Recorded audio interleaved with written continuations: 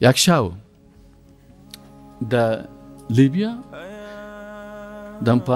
در پانتون خودمانی یک پانتون دیگه افغانای ما بوده که ما رفتیم پیش از اونا میمان رفیقایم بودن. شو من تشنه شدم، گفتم من تشنه هستم، مغازه خلاص شده بودن، تشنه با اینجا هوای شور است، آب شیرین میرفتن از دوست اون طرف می آوردن.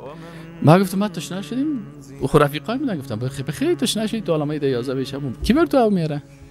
هیچ کس برای ما گفت نمیریم. خب ما گفتم فقط ما در اینجا چی هست بندوازتان هستم کلمه آوردن، رفتم یک بشکه گرفتم خودم در سرک هم تو کجاست گفتن او نگفته اونجا، خودم رفتم تو میرم رفتم بشکه 1 بجه شب بود، 12 بجه شب بود، از اونجا پر کردم خوب هوام خوب خوردم و سرمرم هم تر کردم، پس حرکت کردم که آمدم که یک موتر استاژ سفید بسیار موتر لوکس است بسیار آخرین مدل.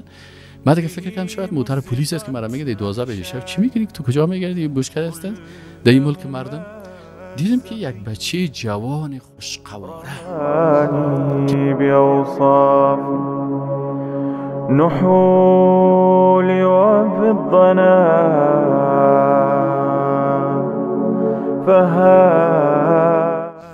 که او زیبایی و خوشقوارگی مدمی کل افغانستان ندیدم.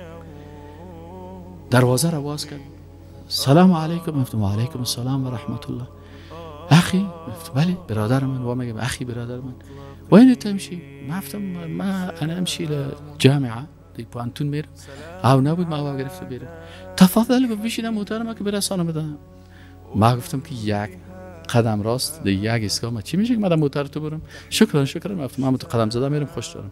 من میگم بالله علیک قسم از به الله خیر از بالا شده محترمه. چرا؟ میگه الله از روز قیامت از من پرسان میکنه که تو این موتر شیشته بودی و این مسلمان پای پیاده روان بود. جرى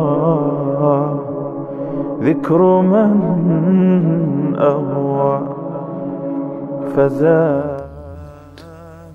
ام جوانی، ام زیبایی، ام موتر لوکس، ام اخلاق به عالی ترین مرتبه. مرا به عذر بالا کرده موترش. شیشتم در موترش.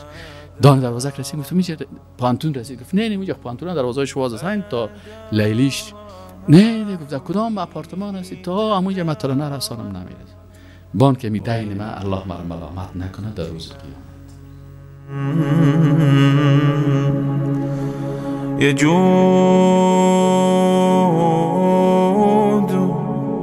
علي